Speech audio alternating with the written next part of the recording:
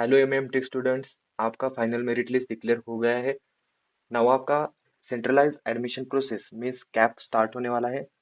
अभी तक जो प्रोसेस हुआ उसे रजिस्ट्रेशन बोला जाता है, इसके आगे जो प्रोसेस होगा उसे कैप बोला जाता है। तो कैप प्रोसेस में आपको क्या करना है, क्या डेट्स है, ये सब इन्फॉर्मेशन हम लोग इस वीडियो में देखने वाले हैं। सो फर्स्ट आपको इस वेबसाइट पे आना है, आपका final merit list status check करना है पहले। इस वेबसाइट पे कैसे आना है आपको पता है, अभी आप फ्रेंडली हो गए हो इस वेबसाइट के साथ। सो इस वेबसाइट पे आना है। इस पे एडमिशन प्रोसेस एनुअल ईयर 24-25 पे क्लिक करने के बाद एम टेक के वेबसाइट पे क्लिक करने के बाद आप इस वेबसाइट पे आओगे। एक नया ऑप्शन दिख रहा है यहाँ पे, चेक फाइनल मेरिट स्टेटस। इस पे क्लिक करने के बाद आपको यहाँ पे आपका एप्लीकेशन आईडी डालना है, यहाँ पे आपका डेट ऑफ बर्थ डालना है और आपका final merit list status check करना है। जो आपका प्रोविजनल मेरिट लिस्ट स्टेटस आया था उससे एक दो सीट आगे या फिर पीछे हुआ रहेगा, मोस्टली आगे ही गया रहेगा। बिकॉज जिन स्टूडेंट का नाम नॉन एलिजिबल लिस्ट में आया था उन्होंने अपना ग्रीवेंस ऐड करके कुछ तो डॉक्यूमेंट्स वेरीफाई करके आपका उनका नाम ये लिस्ट में ऐड किया रहेगा। सो आपका स्टेटस थोड़ा सा आगे पीछे हुआ रहेगा। तो आपको ये final merit list status check करना है। और एक ऑप्शन रहता है पीडीएफ में चेक करना है। पीडीएफ में भी आपको दिख जाएगा नॉन स्पॉन्सर्ड का लिस्ट है, स्पॉन्सर्ड का लिस्ट है और जिनका नॉन एलिजिबल है उनका भी एक लिस्ट है। ये सब आप चेक करने के बाद आपको आना है सेंट्रलाइज एडमिशन प्रोसेस के होम पेज पे। करोगे तो आपको दिखेगा कि सेंट्रलाइज एडमिशन प्रोसेस का पूरा शेड्यूल क्या है। अभी जो डेडलाइंस थी वो एक्सटेंड हो रही थी, जैसे कि प्रोविजनल मेरिट लिस्ट एक दिन बाद डिक्लेयर हुआ या फिर जो जो एडमिशन प्रोसेस थी उसके रिलेटेड जो डेट्स थे वो एक्सटेंड होते जा रहे थे। बट कैप में ऐसा रहता है कि वो स्ट्रिक्टली डेट्स को फॉलो करते हैं। ये डेट्स चेंज नहीं होती है। मोस्टली इस डेट्स पे ही आपका एडमिशन कंफर्म करना पड़ता है। आपको इस डेट में ही फॉर्म फिल करना पड़ता है। अगर आप इस डेट को एक्सटेंड करते हो तो मोस्टली आपका एप्लीकेशन नॉन एलिजिबल या फिर वो कैप राउंड के लिए कंसिडर नहीं किया जाता है। सो डेडलाइन को फॉलो करो। नाउ यहाँ तक तो आपका एडमिशन प्रोसेस अभी तक कंप्लीट हो गया। आपका रजिस्ट्रेशन प्रोसेस नाउ कंप्लीट। आज डेट है 7/8/2024। तो उस पे आएगा सीट मैट्रिक्स। सीट मैट्रिक्स के लिए इतना वेट करने की कोई ज़रूरत नहीं। सीट मैट्रिक्स में सिर्फ कॉलेज में कितने सीट्स है, कितने ओपन के लिए, कितने लेडीज़ के लिए, कितने ओबीसी के लिए है, अदर कास्ट के लिए है, स्पॉन्सर के लिए, नॉन स्पॉन्सर के लिए, इसके रिलेटेड इन्फॉर्मेशन आएगा। मोस्टली 18 सीट्स होती है, कोई कोई कॉलेज में 12 होती है, कोई कोई कॉलेज में 24 होती है और इससे ज़्यादा रियरली कॉलेज में 36 या फिर 48 होती है। सो उसके रिलेटेड कोई टेंशन लेने की ज़रूरत नहीं है। नेक्स्ट आता है online submission and confirmation of option form and dates दी गई है।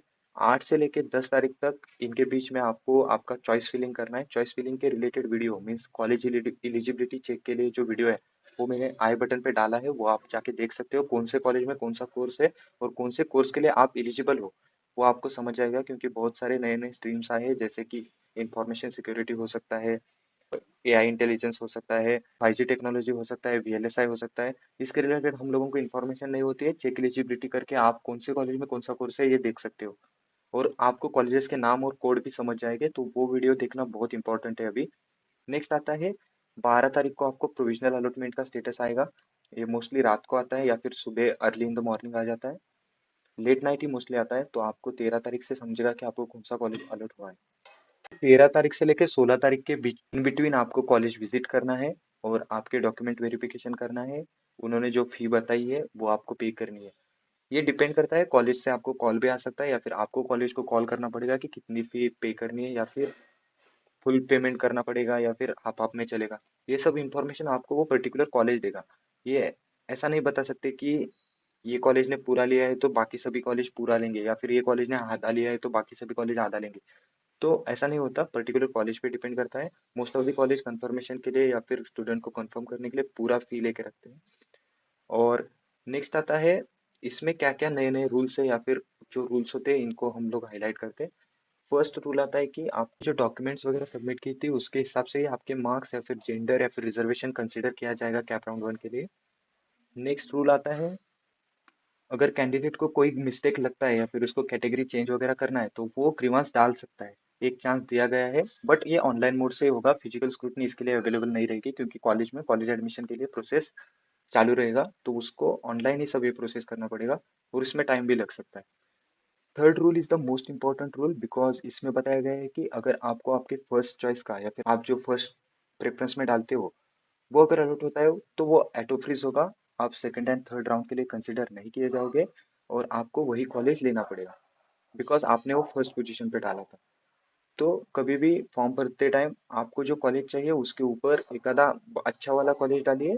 जैसे कि अगर आपको VJTI का इलेक्ट्रिकल इंजीनियरिंग चाहिए और आपने वो फर्स्ट इसमें डाला फर्स्ट प्रेफरेंस में और आपको अलर्ट हुआ, तो आपको वही लेना पड़ेगा। आप सेकंड एंड थर्ड राउंड के लिए एलिजिबल नहीं होते हो, क्योंकि वो आपका ड्रीम कॉलेज होता है। और आपको अगर स्कोर कम है तो ट्राई करिए कि ऊपर एक अच्छा वाला कॉलेज डालिए जैसे कि VJTI, और उसके बाद आपके जो डिजायर्ड कॉलेज है या फिर आपको जो कॉलेज चाहिए वो डाल सकते हो। सेकंड थर्ड चॉइस पे लगा कॉलेज तो आप ले सकते हो, ऐसा कोई सीन नहीं है कि थर्ड पे लगा है या फिर फोर्थ पे मुझे कॉलेज अलॉट हुआ है तो मुझे मिलेगा कि नहीं मिलेगा, ऐसा कोई सीन नहीं है। आप सेकंड राउंड के लिए भी अच्छा वाला कॉलेज ट्राई कर सकते हो, बट अगर आपको फर्स्ट में ही आपका कॉलेज लगता है, जैसे कि अगर आप कोई प्राइवेट कॉलेज का नाम, कम मेरिट वाले कॉलेज का नाम फर्स्ट प्रेफरेंस में डालते हो और आपको अलर्ट होता है, तो आप सेकंड एंड थर्ड के लिए बेटरमेंट नहीं कर सकते हो। नेक्स्ट आता है फोर्थ रूल। फोर्थ रूल में क्या बताया गया है कि अगर आपको कोई कॉलेज अलॉट होता है other than first preference, means आपको थर्ड या फिर फोर्थ नंबर का कॉलेज लगता है, तो अगर आपने उसे सेल्फ फ्रीज किया, वहां पे ऑप्शन रहेगा फ्रीज, नॉट फ्रीज या फिर बेटरमेंट, वो तीन चार ऑप्शन रहते हैं। अगर आपने वहां पे सेल्फ फ्रीज किया तो आपको उसी कॉलेज में एडमिशन लेना पड़ेगा, आपको वहां पे जाके सीट एक्सेप्टेंस फी पे करनी पड़ेगी और जो कॉलेज का प्रोसेस रहेगा एडमिशन प्रोसेस वो कंप्लीट करना पड़ेगा। आप उसके आगे के सब्सिक्वेंट राउंड्स के लिए कंसिडर नहीं किए जाओगे। ये फोर्थ ऑप्शन है वो आपको ध्यान में रखना है, बिकॉज इसमें अगर आप सेल्फ फ्रीज करते हो तो आपको उसी कॉलेज में जाना है ऐसा CET सेल समझेगा और आपको नेक्स्ट राउंड के लिए कंसिडर नहीं करेगा। और जो फिफ्थ रूल है वो भी मोस्ट इंपॉर्टेंट है, क्योंकि बहुत सारे स्टूडेंट को ऐसा हुआ रहेगा कि फर्स्ट राउंड में कोई अच्छा कॉलेज नहीं मिला रहेगा या फिर उनको कोई बेटरमेंट का कॉलेज चाहिए उससे ऊपर वाला। तो उनको क्या करना है कि not freeze but betterment option को सिलेक्ट करना है।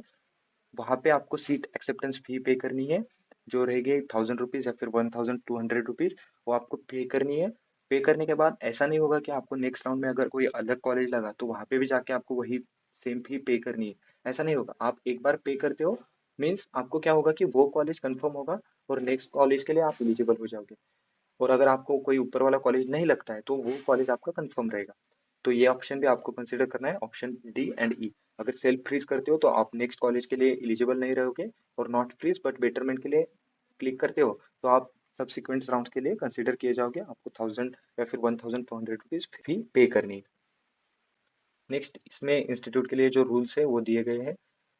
अभी आपके पास 3-4 दिन का टाइम है, तो आप आपके कॉलेज में जाके LC, 8 सेमेस्टर का रिजल्ट, जो रिक्वायर्ड डॉक्यूमेंट्स है वो कलेक्ट करके रख सकते हो, क्योंकि बाद में आपको टाइम नहीं मिलेगा और इंस्टीट्यूट आपको ये डॉक्यूमेंट्स के लिए पूछेगी। तो उसके रिलेटेड जो डॉक्यूमेंट्स है, 8 सेमेस्टर का रिजल्ट हो सकता है, ट्रांसफर सर्टिफिकेट या फिर LC हो सकता है, और आपके बाकी सेमेस्टर के रिजल्ट्स हो सकते हैं, गेट का स्कोर कार्ड हो सकता है प्रिंट।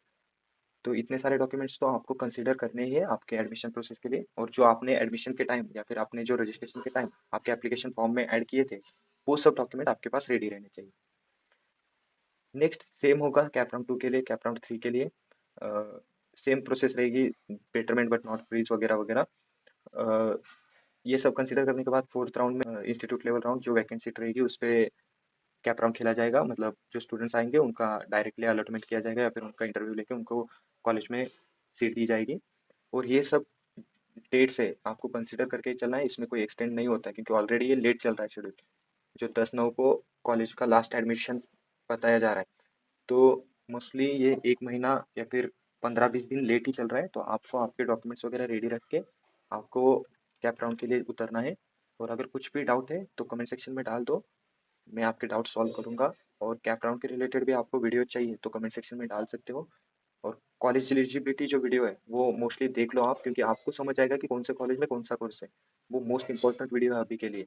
और उसके बाद आप उस कॉलेज का कट ऑफ देख सकते हो जो प्रीवियस ईयर वेबसाइट पे अवेलेबल है। That's it in this video. Thank you.